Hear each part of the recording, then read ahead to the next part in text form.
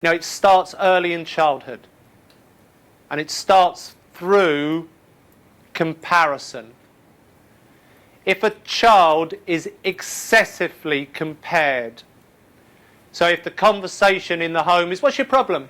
Your brother's doing great, why aren't you doing better? I'm paying a lot of money for your education, you're going to need to work harder, get better grades, all the other kids are doing fine in your class. Mummy and Daddy are going to love you when you're good, but not when you're bad. If there's any type of conditional love or excessive comparison, the child links up at a deep level in their psyche.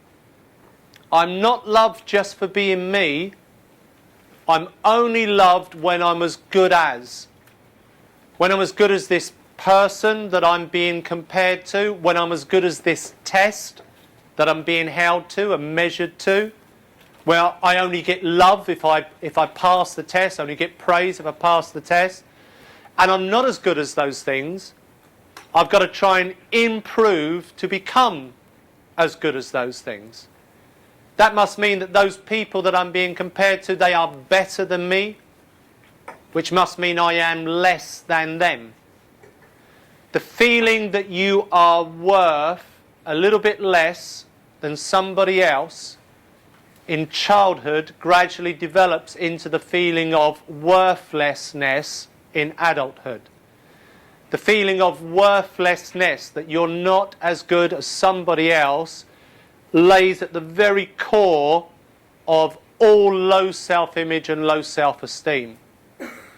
In adult life, it manifests in two prime forms. Some people become introverted. An introverted, low self-esteem person is pretty easy to spot.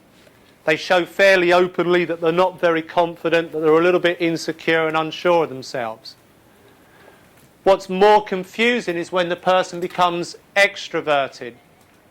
So an extroverted, low self-esteem person has the same feeling inside that they're not good enough, but they hate it. They hate it so much that they cover it over with a mask. They become blind to it themselves very often, that they're even being that way. And they act confident. A lot of people mistake it for genuine confidence, but it's not. It's most often it's bravado. They're being cocky almost.